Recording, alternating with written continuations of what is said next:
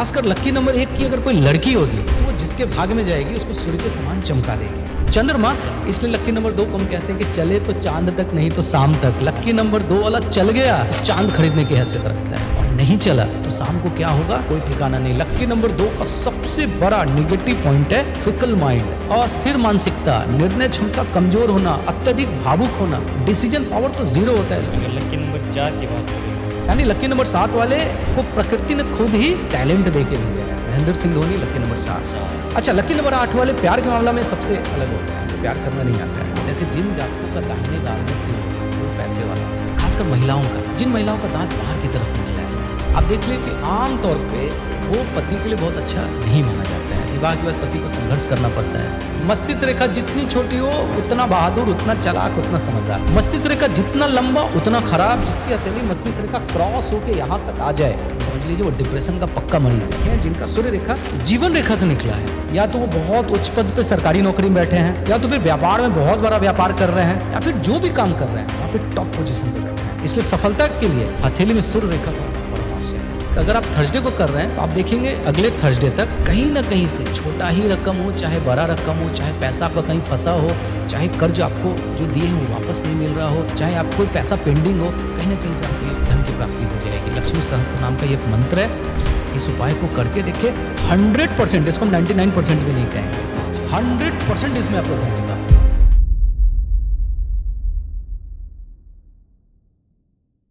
Welcome back to another episode. एक बार फिर आ गए हम एक कंबाइन पॉडकास्ट लेकर। आज के पॉडकास्ट में हम बात करेंगे एस्ट्रोलॉजी, न्यूमरोलॉजी, वास्तु और पामिस्ट्री पर। इन सब का कंबाइन पॉडकास्ट होगा। इन सबको मिलाकर जो अब हमारे जीवन में रेमेडीज हम कर सकते हैं, ग्रोथ कर सकते हैं, किसके साथ रिलेशनशिप कर सकते हैं, किसके साथ रिलेशनशिप नहीं कर सकते, किसके साथ रिलेशनशिप बेटर रहेगा, किसके साथ अगर बिजनेस करें तो ग्रोथ होगी, इन्हीं सब पर चर्चा करेंगे। और ये कंबाइन पॉडकास्ट रहने वाला है। हमारे साथ है इन सब पर चर्चा करने के लिए Vibhas Mishra. Welcome sir. Thank you very much. जय श्री कृष्ण।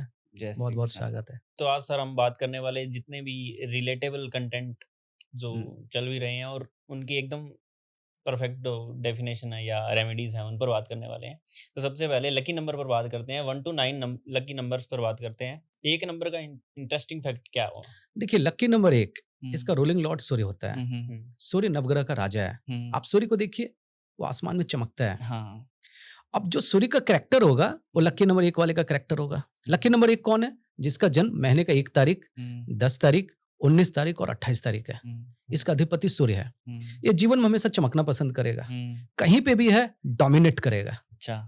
नेतृत्व भावना कूट कूट के भरी होगी, स्वाभिमानी होगा, किसी के अंडर काम करना पसंद नहीं करेगा। इसलिए हम हर पॉडकास्ट में कहते हैं लकी नंबर 1 के संदर्भ में या तो वो अपना व्यापार करें या तो फिर नौकरी करे तो गस्टेड ऑफिसर, सरकारी नौकरी करे टॉप पोजीशन पे। ये किसी के अधीनस्थ रह के कार्य करेगा ही नहीं। अच्छा। छोटा से लेके बड़े तक किसी भी कार्य में वो लीड करेगा। लकी नंबर 1 का सबसे बड़ा स्वभाव है। आप देख लें आपके आसपास जो भी लकी नंबर 1 वाले, उदाहरण के तौर पे अगर एक कीर्तन भी हो रहा है तो वो लीड करके सबसे आगे बैठा रहेगा। वो जो चांट करेगा कीर्तन, बाकी लोग उसको सुनेंगे। किचन में भी है तो अपने हिसाब से खाना बनाएगा, बाकी लोग उसके हेल्प करेंगे। क्लास में भी है तो क्लास का मॉनिटर होगा। और बड़े बड़े, ये तो हम छोटा उदाहरण दिए, इसके बाद आप बड़ा उदाहरण जितना भी देख ले, लकी नंबर 1 वाला लीड करेगा। जन्मजात, बॉर्न टू रूल, लीडरशिप का नंबर है। वो जन्म ही लेता है लीड करने के लिए। अच्छा। लकी नंबर 1 वाला जिसके साथ है, आप समझ ले आप उसको अपने अंडर में तो नहीं रख सकते हैं, वो आपको लीड करेगा। तो लकी नंबर 1, जैसा कि हमने कहा कि इसका रूलिंग लॉर्ड सूर्य है। सूर्य के समान ये अपने जीवन में, जैसा सूर्य धीरे धीरे चमकता है, सूर्योदय काल के समय आप सूर्य को देख सकते हैं, पर दोपहर के समय वो सूर्य को आप देख नहीं सकते हैं, इतना चमक रहता है। तो लकी नंबर 1 वाला कभी जैसे जैसे उम्र बढ़ता है वैसे वैसे उसकी चमक बढ़ती जाती है, और एक समय इतना चमकता है कि उसके सामने कोई नजर नहीं आता है। खासकर लकी नंबर 1 की अगर कोई लड़की होगी तो वो जिसके भाग में जाएगी उसको सूर्य के समान चमका देगी। अच्छा। तो लकी नंबर 2 की तरफ बढ़ते हैं, उसका इंटरेस्टिंग फैक्ट्स क्या है? देखिए, लकी नंबर 2 इसका रूलिंग लॉर्ड चंद्रमा होता है। अब आप चंद्रमा को देखिए, चंद्रमा का हर दिन फिजिकल अपीयरेंस बढ़ता जाता है। आज चंद्रमा जितना पतला है, आप देखिए अगला दिन चंद्रमा का फिजिकल अपीयरेंस बढ़ जाएगा। वो धीरे धीरे धीरे धीरे बढ़ते बढ़ते पूर्णिमा के दिन फुल मून हो जाएगा, और फिर अगला दिन वो घटते घटते अमावस्या में आ जाएगा। से पे आ जाएगा। अब चूंकि लकी नंबर 2 का रूलिंग लॉर्ड कौन है? चंद्रमा, चंद्रमा। इसलिए लकी नंबर 2 को हम कहते हैं कि चले तो चांद तक, नहीं तो शाम तक। शाम लकी तक। नंबर 2 वाला चल गया तो चांद खरीदने की हैसियत रखता है, अच्छा। और नहीं चला तो शाम को क्या होगा कोई ठिकाना नहीं। लकी नंबर 2 का सबसे बड़ा नेगेटिव पॉइंट है फिकल माइंड, अस्थिर मानसिकता, निर्णय क्षमता कमजोर होना, अत्यधिक भावुक होना, डिसीजन पावर तो जीरो होता है। लकी नंबर 2 एक कोच को रख ले, एक मेंटर को रख ले, क्योंकि इसका दिमाग भटकता है ना, अस्थिर मानसिकता है ना, ये डिसीजन नहीं ले पाता है। नौकरी करना है, व्यापार करना है, क्या करना है समझ नहीं पाता। प्यार के मामले में बहुत भावुक होता है, अच्छा। सबसे ज्यादा धोखा खाता है, आसानी से अपने दिल की बात किसी के सामने भी रख लेता है, बड़ी बड़ी ख्वाब को देख लेगा, प्रैक्टिकल वैल्यू जीरो। सबसे ज्यादा डिप्रेशन का शिकार लकी नंबर 2 वाला होता है। अच्छा। सबसे ज्यादा मानसिक रूप से जो परेशान है लकी नंबर 2 वाला होता है। इसलिए हम कहते हैं कि लकी नंबर 2 वाला आप जुड़े रहें किसके साथ? एक कोच के साथ, एक मेंटर के साथ, एक लाइफ कोच के साथ। आप देखिए कहां से कहां पहुंच जाएंगे। अच्छा। दूसरी बात है, लकी नंबर 2 वाला कभी भी निगेटिव नकारात्मक लोगों के साथ नहीं रहे। वो जिसके साथ बैठेगा ना वैसा हो जाएगा। एक लकी नंबर 2 वालों को हम देखें कि वो बहुत पैसा वाला है, पर उसका उठना बैठना एक ऑटो रिक्शा वाले के साथ था। 1 महीने बाद वो भी ऑटो रिक्शा खरीद लिया।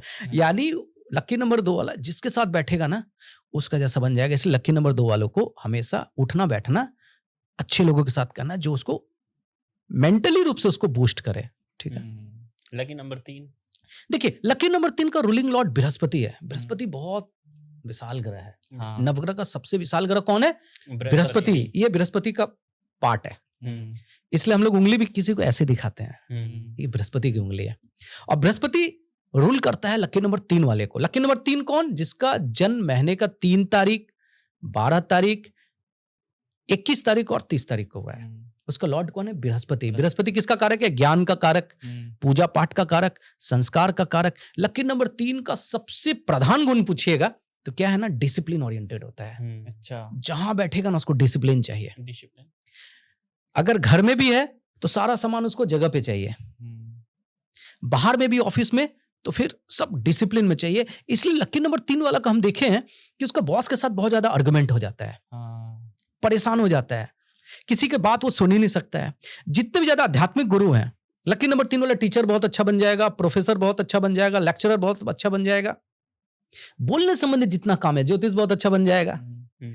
जितना भी काम बोलता है, जो चार्टेड अकाउंटेंट, वकील, टीचर, प्रोफेसर, धर्मगुरु, जो बोलने वाला काम है, कंसल्टेंसी काम, वो लकी नंबर 3 का करता है। लकी नंबर 3 का के बारे में हम एक ही बात कहेंगे कि वो धर्म से जुड़े रहे। जितना ज्यादा धार्मिक रहेगा लाइफ में उसको उतना ज्यादा ग्रोथ होगा, और जितना ज्यादा अधार्मिक रहेगा उतना ज्यादा उसका नुकसान होगा। लकी नंबर 3 वाले का एक चीज और कहेंगे कि ज्यादा ज्यादा करे, गरीबों की मदद करे। अच्छा। क्योंकि उसका रूलिंग लॉर्ड बृहस्पति है ना। बृहस्पति कंट्रोल ही तब होगा जब आप सात्विकता रखे, धार्मिकता रखे, डोनेट करें, जितना ज्यादा गरीबों की मदद करें, तो वो लकी नंबर 3 वालों के लिए सबसे ज्यादा फायदेमंद होता है। अगर लकी नंबर 4 की बात करें तो देखिए लकी नंबर 4 का रूलिंग लॉर्ड कौन है? राहु है। राहु बेसलेस है। राहु और केतु क्या है? मून का नॉर्थ नोड और साउथ नोड है। चंद्रमा जो है मून का, उसका साउथ पोल है केतु और नॉर्थ पोल है राहु। ठीक है, ये नॉर्थ नोड और साउथ नोड है। राहु बेसलेस है, अंधेरा है, अंधकार। अब अंधेरा में अगर कोई भी चीज है तो अंधेरे में तो नजर नहीं आएगी ना, अंधेरा में भटकाव होता है, तो राहु एक भटकाव है। लकी नंबर 4 कौन है? जिसका जन्म महीने का 4 तारीख को है, 13 तारीख को है, 22 तारीख को, 31 तारीख को है। वो कौन है? Lucky number 4। ऐसे लोग हमेशा अंधकार में भटकते हैं। टैलेंट बहुत है पर टैलेंट बहुत है पर अंधकार में भटकते हैं। इसलिए लकी नंबर 4 वाले किंग मेकर बनते, किंग नहीं बनते हैं। अच्छा। ठीक है, किंग मेकर बनते हैं। उनको कोई प्रोजेक्ट दे दीजिए, वो यहां बैठ के आपको वो करके दिखाएंगे। सबसे ज्यादा हैकर लकी नंबर 4 वाले बनते हैं। अच्छा। क्योंकि उनको देखिए बैठ के वो काम करेंगे गुप्त योजना, गुप्त तरीका से, रहस्यमयी कार्य सबसे ज्यादा लकी नंबर 4 वाला करता है। स्ट्रगल बहुत होता है क्योंकि उसको लगता है हम अपना टैलेंट के हिसाब से खेल ही नहीं पा रहे हैं, क्योंकि उसका रूलिंग लॉर्ड राहु है ना, राहु बेसलेस है। इसलिए लकी नंबर 4 वाले को चाहिए कि वो जो भी काम करे किसी के साथ एसोसिएट करे। सबसे ज्यादा पार्टनरशिप का काम लकी नंबर 4 वाले करे। ठीक है, अगर शादी हो गया तो अपने पत्नी के नाम पे करे, बच्चे के नाम पे करे, खुद के नाम पे कोई व्यापार नहीं करे, नहीं तो उसको वहां स्ट्रगल करना पड़ेगा। लकी नंबर 5, देखिए लकी नंबर 5 का रूलिंग लॉर्ड कौन है? बुध। नवग्रह में बुध को राजकुमार ग्रह की उपाधि दी गई है। ठीक है, राजा कौन है? सूर्य। सूर्य। रानी कौन है? चंद्रमा। चंद्रमा। और बुध कौन है? राजकुमार। अब जो राजकुमार है उसका स्वभाव भी तो राजकुमार जैसा होगा। अकेला सभी लकी नंबर में अकेला लकी नंबर 5, लकी नंबर 5 कौन? जिनका जन्म महीने का किस 5 तारीख को हुआ है, 14 तारीख को हुआ है, 23 तारीख को हुआ है, वह है लकी नंबर 5। इसका कोई दुश्मन नहीं होता है। अच्छा, कोई दुश्मनी नहीं है। कोई दुश्मन नहीं होता है। दूसरी बात है, ये बिजनेस ओरिएंटेड होता है, क्योंकि 5 का अधिपति कौन है? बुध। बुध है व्यापार का, जितना भी कॉमर्शियल है, फाइनेंशियल सेक्टर है, बिजनेस ओरिएंटेशन है, सब लकी नंबर 5 वाला है। लकी नंबर 5 वाले को हम कहते हैं कि तुम जीवन में बिजनेस जरूर करो। अगर आप नौकरी भी कर रहे हैं तो बिजनेस के बारे में सोचें, क्योंकि उसकी बुद्धिमत्ता बहुत तेज होती है। अच्छा, प्रेम के मामला में लकी नंबर 5 वाला थोड़ा पिछड़ जाता है, क्योंकि उसको प्यार करना आता ही नहीं है लकी नंबर 5 वालों को। इसलिए हम देखे हैं कि लकी नंबर 5 वाले को वैवाहिक जीवन में थोड़ी समस्या जरूर रहती है। अच्छा, ऐसे लोगों को लकी नंबर 5 वाले का हम बताएंगे कि जीवन में हमेशा हरे रंग का रुमाल अपने पास में रखिए। गणेश जी आपके अधिपति हैं, और गणेश उत्सव भी आने वाला है। गणेश जी की पूजा कीजिए, गणेश जी का आशीर्वाद आपको मिलता रहेगा। लकी नंबर 5 वाला तो वैसे भी 2025 भी उसके लिए सबसे अच्छा है। और लकी नंबर 5 वाला हमेशा एडेप्टेबल माहौल में रहता है। अनुकूलता उसका सबसे सबल पक्ष है। किसी परिस्थिति में निराश और हताश लकी नंबर 5 वाला नहीं होता है। लकी नंबर 6 की अगर बात करें, देखिए, जितना भी नंबर 1 से लेकर नंबर 9 तक सबसे अलग कहानी है लकी नंबर 2 और लकी नंबर 6। लेकिन लकी नंबर 2 का रूलिंग लॉर्ड चंद्रमा और 6 का शुक्र। शुक्र जो ग्रह है ना, सबसे चमकीला ग्रह है नवग्रह में, ठीक है। और शुक्र को 3 चीज पसंद है। क्या? खाने पीने का बड़ा शौकीन है, पहनावा का बड़ा शौकीन है, यात्रा का बड़ा शौकीन है। अब लकी नंबर 6 वाले ये 3 चीज में घिरे रहते हैं। लकी नंबर 6 है कौन? जिसका जन्म महीने का 6 तारीख, 15 तारीख और 24 तारीख का हुआ है। आप देख ले, ये लकी नंबर 6 वाले ये 3 चीज के शौकीन होंगे। खाने पीने के बहुत शौकीन होंगे, खिलाना भी पसंद है, खाना भी पसंद है, यात्रा के बड़े शौकीन है। अलग अलग रिलीजियस प्लेस हो या फिर सुंदर सुंदर जगह, उनको घूमना फिरना बड़ा पसंद है। तीसरा, पहनावा के बड़े शौकीन है। 30 दिन का 30 अलग अलग ड्रेस होगा। अच्छा, उसी के हिसाब से उनका ड्रेस कोड होगा, उसी के हिसाब से उनका जूता होगा। अगर वो लड़कियां हैं तो उसी के हिसाब से सैंडल होगा, उसी के हिसाब से नेल पेंट होगा। सबसे ज्यादा खूबसूरत जो है लकी नंबर 6 वाले है। अब चूंकि हमने क्या कहा, 3 चीज के शौकीन है। किसका? खाने पीने के शौकीन, यात्रा के शौकीन और पहनावा के शौकीन। तो यही 3 चीज जो आपका पैशन है उसको प्रोफेशन बना लीजिए तो लकी नंबर 6 वाले कामयाब हो जाते हैं। इसलिए खाना पीना, यानी आप होटल इंडस्ट्री का कोई भी काम कीजिए, छोटा सा ढाबा से लेके बड़े से बड़े 5 स्टार तक, लकी नंबर 6 वाले सक्सेस। पहनावा का, कॉस्मेटिक आइटम्स लेके, एक बहन को हमने कहा लकमे का फ्रेंचाइजी खोल लेने, फैशन मॉडल वगैरह। देखिए लकी नंबर 6 वाले धमाल मचा दी। पहनावा का, खाने पीने का, रियल एस्टेट का काम, संगीत का काम, म्यूजिक का काम, ब्यूटी पार्लर का काम, कॉस्मेटिक आइटम्स का काम, ग्रोसरी का काम, खाना पीना पहनना, केक शॉप, स्वीट शॉप, जितना भी खाना पीना पहनना से लेके जितना भी काम है वो सबके ऊपर मूलांक 6 का प्रभाव है। इसमें से कोई भी काम लकी नंबर 6 वाले कीजिए, देखिए कि आपके जीवन में कितना ड्रामेटिकली चेंजेज आता है। अच्छा, लकी नंबर 6 वाले के बारे में बात कहेंगे कि आप हमेशा अपने पास एक इत्र जरूर रखिए। आपके बदन से हमेशा खुशबू आना चाहिए, क्योंकि शुक्र खुशबू का कारक ग्रह है। तो आपके बॉडी से हमेशा जितना ज्यादा आपके बॉडी से खुशबू आएगी, शुक्र उतना ज्यादा एक्टिवेट होगा और आप अपने जीवन में उतना ज्यादा तरक्की को हासिल करेंगे। लकी नंबर 7 की अगर बात करें तो लकी नंबर 7 कौन है? जिनका जन्म महीने का 7 तारीख, 16 तारीख और 25 तारीख को है। लकी नंबर 7 अपने आप में सबसे अलग है, क्योंकि समंदर है 7, संगीत में सुर होता है 7, एक सप्ताह में दिन होता है 7, दिख रहे हैं ना? तो 7 अपने आप में, इंद्रधनुष का रंग है 7, आप देख रहे हैं ना? यानी अपने आप में प्राकृतिक है, वो नेचर है। जितना ज्यादा नेचुरल लकी नंबर 7 में होता है वो किसी में नहीं होता है। यानी लकी नंबर 7 वाले को प्रकृति ने खुद ही एक टैलेंट दे के भेजा है। महेंद्र सिंह धोनी लकी नंबर 7, आप देखे फुटबॉल के थे और क्रिकेट में धमाल मचा दिए। यानी ऐसा कौन सा सेक्टर है मल्टी टैलेंटेड जिसमें लकी नंबर 7 वाला परफॉर्म नहीं कर सकता है? अच्छा, लकी नंबर 7 वाले को एक चीज हम देखें कि हेल्थ को लेके उनका इशू रहता है। जीवन में सब कुछ मिल जाता है क्योंकि उसका रूलिंग लॉर्ड केतु है ना। अब सब कुछ दे देगा, एक ऐसी कमी रहेगी जिसको लेके आप परेशान और निराश और चिंतित रहेंगे। लकी नंबर 7 वाला हमेशा सिल्वर का, चाहे सिल्वर कड़ा पहन के रखे, सिल्वर रिंग पहन के रखे, सिल्वर चेन पहन के रखे, जरूर पहन के रखना चाहिए, क्योंकि लकी नंबर 7 टोटल काम करता है लकी नंबर 2 जैसा। ठीक है ना।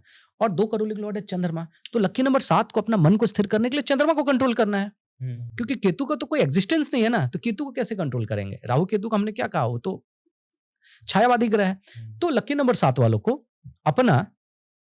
अपने जीवन उन्नति के लिए, या आप कहिए कि अपने माइंड को कंट्रोल करने के लिए चांदी का चेन हो, सिल्वर करा हो, चांदी का छल्ला हो, जरूर पहन के रखना चाहिए। लकी नंबर 7 वाला कान छिदवा के रखे तो फिर केतु एक्टिवेट हो जाता है।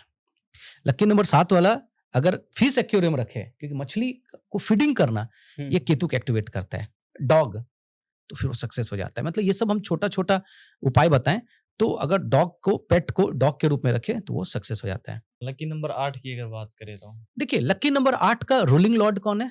शनि। यानी महीने का 8 तारीख, 17 तारीख और 26 तारीख को जिसका जन्म है वो है लकी नंबर 8। इसका रूलिंग लॉर्ड शनि है। शनि न्याय के देवता है। लकी नंबर 8 का सबसे इंटरेस्टिंग फैक्ट हम आपको बता देते हैं, जितने भी लकी नंबर 8 वाले हैं उसके पिता धनवान जरूर होते हैं।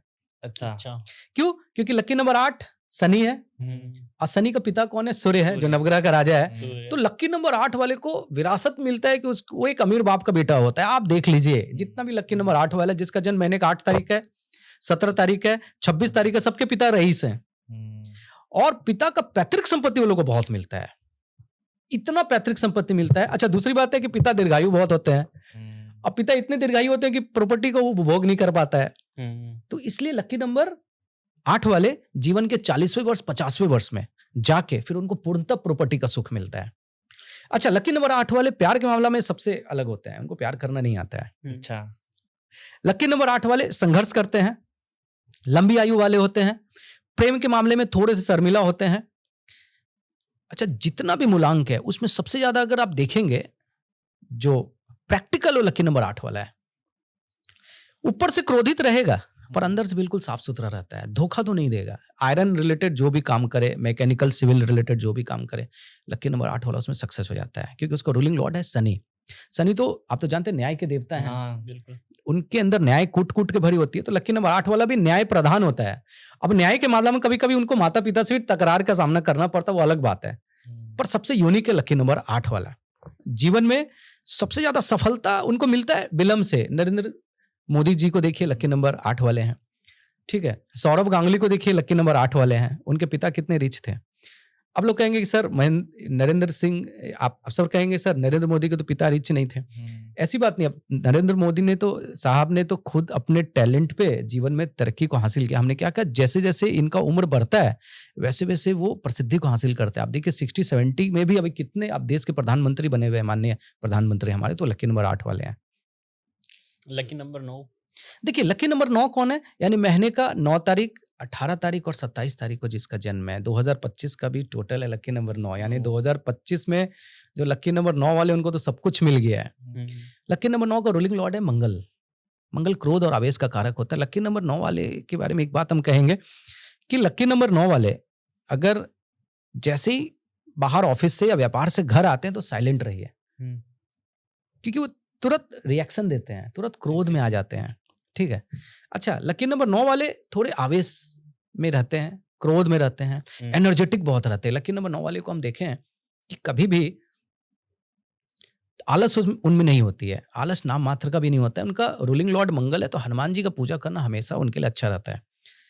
जितना भी प्रशासनिक पद है, चाहे पुलिस विभाग हो, चाहे इलेक्ट्रिकल का काम हो, इसके ऊपर मंगल का प्रभाव है। तो लकी नंबर 9 वाले हम आमतौर पे देखें कि सरकारी नौकरी में जुड़ते हैं, या तो फिर इलेक्ट्रिकल विभाग का कोई काम करे तो उसमें बहुत अच्छा करते हैं। प्रेम संबंध का बात करें लकी नंबर 9 वाला का, तो लकी नंबर 9 वाले प्रेम संबंध के मामले में थोड़े कमजोर होते हैं। जितना अच्छा प्रेम संबंध लकी नंबर 2 और 6 वाला का होता है, उतना अच्छा 9 वाला का नहीं होता है। क्योंकि हमने कहा ना कि आवेशक होते हैं, क्रोधी होते हैं, थोड़ा शक का भी प्रवृत्ति ऐसे लोगों में होता है।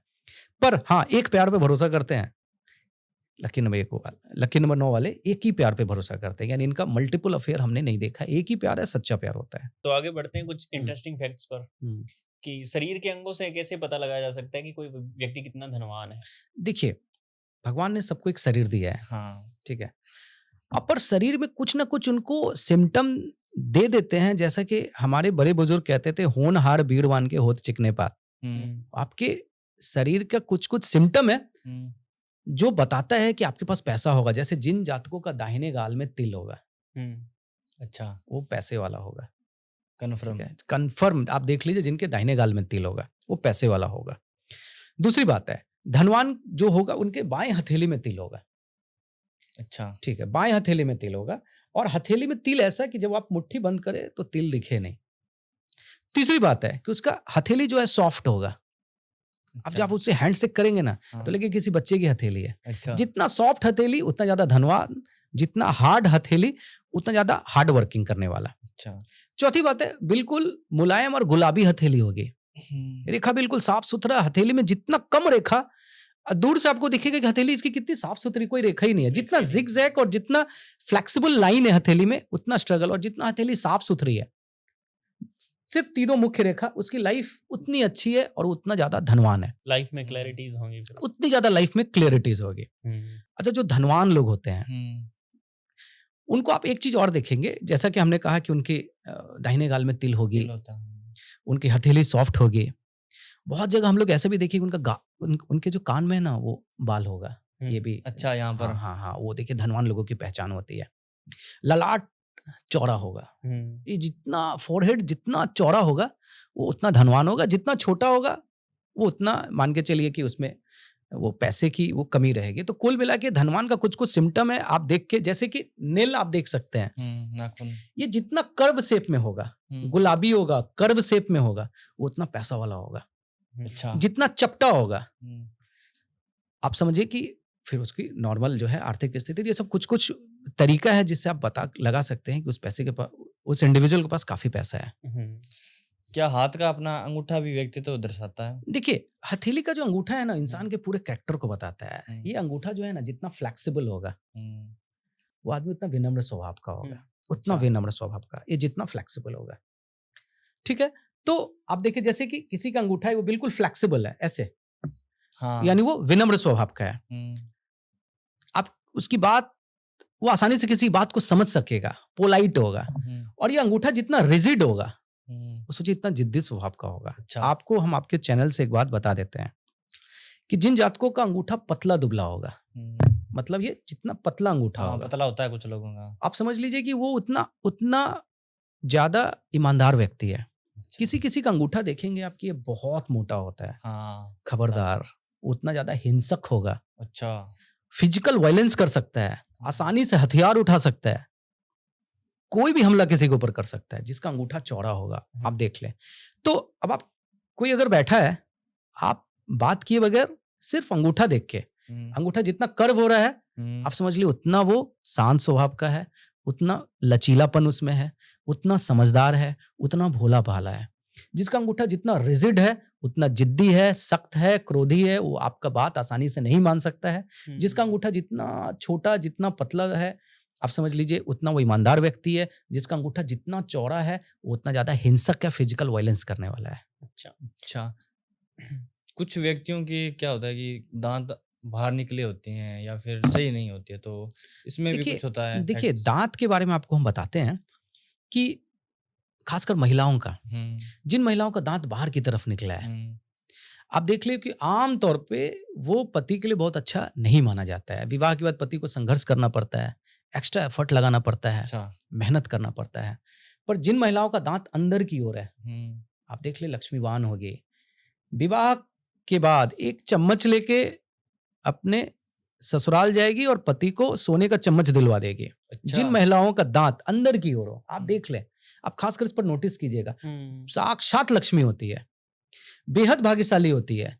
विवाह के बाद आहिस्ता आहिस्ता जैसे जैसे एक एक साल बढ़ता जा रहा है, पति के कमाई में भी एक एक डिजिट देखिएगा बढ़ता चला गया। और वो इतनी भाग्यशाली होती है कि अपने भाग्य से पति को नाम, यश, मान प्रतिष्ठा, धन दौलत, बैंक बैलेंस, मकान, वाहन, सबका सुख दे देती है। हम हजारों प्रैक्टिकल उदाहरण में देखे हैं। जिन महिलाओं का दांत बाहर है वो बहुत ज्यादा भाग्यशाली नहीं होती है, उनको संघर्ष करना पड़ता है। और खासकर अंदर जिनका दांत भीतर की ओर है, वो पति का किस्मत ऐसा चमकाती है कि मुकद्दर का सिकंदर बना के छोड़ती है। अगर हाथों की रेखाओं पे बात करें तो विवाह वाली रेखा कौन सी है? और देखिए, विवाह रेखा के बारे में आपको बता दें तो विवाह रेखा देखिए ये है, यहाँ पे जितने जो है ना रेखा, ये विवाह रेखा है। ये जितना भी आपको पैरेलल लाइन दिख रहा है विवाह रेखा, आमतौर पे 2 होता है। हम्म। पुरुष अपना राइट हैंड का देखे और महिला अपना लेफ्ट हैंड का देखे। ये आमतौर पे 2 होता है। अब 2 का मतलब 2 शादी नहीं है, 2 का मतलब 1 शादी। पर अगर जिसके हथेली में 3 है यानी 2 शादी होने की संभावना रहेगी। दूसरी बात है, ये हॉट लाइन है, इसके जितने करीब होगा शादी उतनी जल्दी होगी, हॉट लाइन के जितने दूर होगा शादी उतना देर से होगा। किसी भी परिस्थिति में ये जो विवाह रेखा है टूटा हुआ नहीं होना चाहिए। जितना लंबा होगा, गहरा होगा, उतना सुखद वैवाहिक जीवन होगा, और जितना छोटा होगा, टूटा होगा वैवाहिक जीवन, उतना मतभेद होगा, कलेश होगा। ठीक है। लव मैरिज का पता लगा? इसके बाद लव मैरिज के बारे में, बिल्कुल लव मैरिज, अगर यही विवाह रेखा ये कर्व होके हॉट लाइन तक आ जाए, अच्छा, तो इसको प्रेम विवाह कहेंगे। और अगर ये ऊपर कनिष्ठा की ओर चला जाए तो विवाह में बहुत ज्यादा संकट आता है। अच्छा, एक बात और है कि अगर ये ब्रांच की ओर खुल जाए, अगर द्विशाखा हो जाए, ब्रांच की ओर खुल जाए, तो पक्का तलाक हो जाता है। अच्छा, हॉट लाइन के पास एक छोटी सी रेखा वो टूट जाती है, एक विवाह होगा या एक पक्का अफेयर होकर टूट जाएगा। उसके बाद एक लंबी रेखा होगी, तो आप समझ ले कि एक पक्का विवाह होगा। विवाह के पहले अफेयर होकर टूट गया, पर विवाह होगा। किसी परिस्थिति में हम एक ही चीज इसमें आपको पॉइंट है कि किसी भी परिस्थिति में जो विवाह रेखा है टूटा हुआ नहीं होना चाहिए। अगर टूट के वापस जुड़ गया तो किसी कारण सेपरेशन होगा, फिर जुड़ जाइएगा। और 2 शाखा हो गया, ब्रांच खुल गया, तो पक्का तलाक का कारक होता है। अच्छा, अगर मस्तिष्क की रेखा की बात करें तो उसका क्या फैक्ट है? देखिए, मस्तिष्क रेखा कौन है? ये है मस्तिष्क रेखा, हाँ, बीच में है ना, ये मस्तिष्क रेखा है। हाँ, माइंड लाइन। मस्तिष्क रेखा, इसको माइंड लाइन कहते हैं, करेक्ट। ये जितना छोटा हो ना उतना अच्छा। बाकी रेखा में जिसको कहते हैं ना सभी रेखा लंबी हो, मस्तिष्क रेखा जितनी छोटी हो उतना बहादुर, उतना चालाक, उतना समझदार। मस्तिष्क रेखा जितना लंबा उतना खराब। जिसकी हथेली मस्तिष्क रेखा क्रॉस होके यहां तक आ जाए, समझ लीजिए वो डिप्रेशन का पक्का मरीज है। अच्छा, उसके जीवन में एक समस्या खत्म नहीं होगी, दूसरी समस्या आ जाएगी। यानी मस्तिष्क रेखा जितना छोटा हो उतना अच्छा है। दूसरी बात है, मस्तिष्क रेखा अगर दोहरी हो गई, अगर एक ऊपर चला गया लाइन, एक नीचे आ गया, तो पक्का मल्टी टैलेंटेड होगा, मल्टीटास्किंग होगा, एक से ज्यादा काम करने वाला होगा। आप देखें ना कि जॉब भी कर रहा है, बिजनेस में भी सक्सेस हो गया, बिजनेस भी कर रहा है, मल्टीपल बिजनेस है, यानी एक से ज्यादा मस्तिष्क रेखा। तो मस्तिष्क रेखा के संदर्भ, मस्तिष्क रेखा में जाल नहीं होना चाहिए। मस्तिष्क रेखा जितना छोटा हो उतना अच्छा। मस्तिष्क रेखा एक से ज्यादा है तो मल्टीटास्किंग या मल्टी टैलेंटेड वो होगा। किसी भी परिस्थिति में मस्तिष्क रेखा टूटा हुआ नहीं होना चाहिए। अच्छा, मस्तिष्क रेखा अगर चंद्रमा की ओर चले जाए, ये चंद्रमा पर्वत है, चंद्रमा की ओर आ जाए, तो फिर कल्पनाशील होगा, कला प्रेमी होगा, संगीत प्रेमी होगा, ड्राइंग, म्यूजिक, संगीत का के क्षेत्र में सफलता हासिल करने वाला होगा, माँ से ज्यादा अटैच्ड होगा। अच्छा, होम सिकनेस उसमें बहुत ज्यादा होगा, घर से बहुत ज्यादा लगाव। आपने देखे है ना कि कोई बहुत सारा व्यक्ति है जो घर से दूर काम ही नहीं कर पाता, उसको माता पिता से बहुत ज्यादा अटैचमेंट होता है। ऐसे मस्तिष्क रेखा वाले जिनका मस्तिष्क रेखा चंद्रमा की ओर झुक के चला गया। हृदय रेखा की अगर बात करें तो देखिए, हृदय रेखा कौन है? Hot line. बहुत अच्छे अच्छे पामिस्ट हृदय रेखा को लाइफ लाइन भी कहते हैं, क्योंकि हार्ट पंप करेगा तब तो आप जीवित हैं। इसलिए हृदय रेखा ये मातृ रेखा है, इससे माँ की स्थिति देखी जाती है। हृदय रेखा अगर टूटी हुई है तो माँ का हेल्थ के लिए वो ठीक नहीं है। हृदय रेखा जितनी गहरी है हार्ट से उतना स्ट्रांग होगा। हृदय रेखा अगर कर्व होके ये मिडिल फिंगर तक चले जाए तो खुद के पराक्रम से जीवन तरक्की हासिल करने वाला होगा, उसको किसी की आवश्यकता नहीं है। अच्छा, हृदय रेखा अगर ये बृहस्पति पर्वत तक चले जाए तो क्या होगा? धार्मिक होगा, धर्म कर्म करने वाला होगा, सोशल वर्कर होगा, लोगों की मदद करने वाला होगा, गरीबों की सेवा करने वाला होगा, खुद भूखे रह जाएगा पर लोगों की पेट भरेगा। हॉट लाइन अगर यहां पर बहुत किसी का आप देखे हैं त्रिशूल का सेब बना दिया, उसके ऊपर साक्षात भगवान शिव का आशीर्वाद होता है, वो घर के कुल दीपक होते हैं, उनका जन्म ही होता है घर में कुल खानदान का नाम रोशन करने के लिए, बहुत तरक्की को हासिल करता है। ठीक है। भाग्य रेखा की अगर बात करें तो देखिए, भाग्य रेखा, इसको फॉर्च्यून लाइन नाम से, ये भाग्य, जो चीज किस्मत जो मेहनत से नहीं मिलता है, कभी कोई भाग्य भी मायने रखता है, इसलिए भाग्य रेखा सबसे ज्यादा जरूरी है। भाग्य रेखा क्या है? जो आपके जीवन रेखा से, टेक्निकली जीवन रेखा से निकल के ऊपर तक जाए। तो ऐसा आदमी, ऐसे इंडिविजुअल खुद के मेहनत से जीवन में आगे बढ़ते हैं, उनको किसी का सपोर्ट नहीं मिलता है। अच्छा। अगर जीवन रेखा से निकले मणिबंध तक जाए, जीवन रेखा से निकले और ये शनि पर्वत तक जाए, तो वो खुद के मेहनत से जीवन में आगे बढ़ता है। दूसरी बात है, भाग्य रेखा चंद्र पर्वत से निकलती है तो इसको सपोर्ट मिलता है 100%। और सपोर्ट किसका मिलता है? स्त्री वर्ग का। वो स्त्री वर्ग आपकी माँ हो सकती है, आपकी बहन हो सकती है, आपकी पत्नी हो सकती है, या कोई महिला के द्वारा आपके जीवन में सफलता हासिल होगा। खासकर विवाह के बाद पत्नी आती है और उनको सफल बना देती है। भाग्य रेखा के बारे में एक और बात कहेंगे कि भाग्य रेखा कभी कभी आप देखते हैं कि मिडिल एज या मिडिल से निकलती है, यानी जीवन के मध्य में 30 वर्ष के बाद भाग्योदय पाने वाला। सबसे मुकद्दर के सिकंदर कौन है? जिनके हाथ में एक से ज्यादा भाग्य रेखा है, मल्टीपल भाग्य रेखा। अच्छा, आप सोचिए, उसके जीवन में हमेशा अपॉर्चुनिटी मिलती रहती है। यानी कहते हैं ना कि जब भाग्य साथ दे तो राजा खुद चल के आपके घर आता है, और भाग्य साथ नहीं दे तो आप राजा के घर में जाके भी रंक बन जाते हो, आप राजा के घर में जाके भी आप बदनामी के शिकार हो जाते हैं। तो ऐसे लोग जिसके हाथ में मल्टीपल भाग्य रेखा है, तो राजा खुद चल के आपके पास आएगा और आपको अपॉर्चुनिटी देगा। ठीक है, आगे। अच्छा, किसी किसी के हाथों में साइन बनते हैं, जैसे मछली बनती है, त्रिभुज बनते हैं, तो धन त्रिभुज के बारे में आपको सबसे पहले हम बताते हैं। धन त्रिभुज क्या? Money triangle. मनी ट्रायंगल क्या है? जीवन रेखा से एक रेखा मस्तिष्क रेखा तक जाए और वहीं पर एक ट्रायंगल बना दे। इसको क्या कहते हैं? धन त्रिभुज। अच्छा, मनी ट्रायंगल। अच्छा, यानी ऐसे इंडिविजुअल के पास आजीवन पैसा रहेगा। अच्छा, उसके माता पिता से क्या मिला है वो हम नहीं जानते हैं, वो अपने खुद के पराक्रम से मकान बनाएगा ही बनाएगा, वाहन का सुख मिलेगा ही मिलेगा। खासकर 30 साल से 40 साल बहुत ज्यादा लाइफ का जो चेंजेस वाला साल रहेगा, जिसमें उसको वाहन का सुख, मकान का सुख, प्रॉपर्टी का सुख मिल जाएगा। जिनके हथेली में धन त्रिभुज होता है उसके पास पैसा, चल संपत्ति, अचल संपत्ति खूब होती है।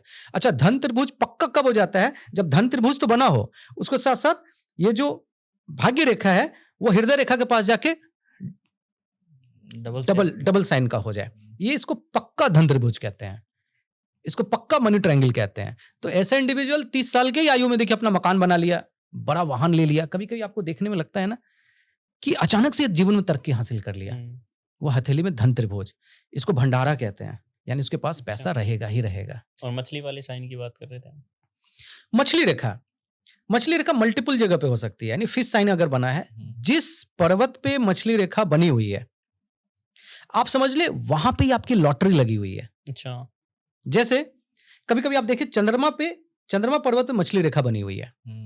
चंद्रमा पर्वत पे अगर मछली रेखा बनी है तो चंद्रमा किसका कारक है? माँ का, स्त्री वर्ग का। यानी आप माँ से अटैच्ड रहिए और माँ के दुलारे होंगे और माँ से आपको लाइफ में बहुत कुछ गिफ्ट मिलने वाला है। अच्छा, ये मस्तिष्क रेखा कहाँ बनी है? सूर्य पर्वत पे बनी है, तो सरकार से लाभ मिलेगा।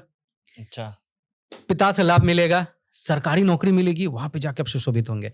मस्तिष्क रेखा सबसे अच्छा है बृहस्पति पर्वत पे बना हुआ होना। बहुत इंडिविजुअल के हाथ में हमने देखा है कि बृहस्पति पर्वत पे मछली रेखा बनी हुई है। बृहस्पति पर्वत पे मछली रेखा का बना होना यानी आप सोशल होंगे, समाज में प्रतिष्ठा प्राप्त होगी, समाज में लोग के चहेते होंगे और ऐसा काम करेंगे कि ऐसा व्यक्ति अमर हो जाता है। यानी कि जीवन के साथ भी और जीवन के बाद भी लोग उसको याद रखते हैं।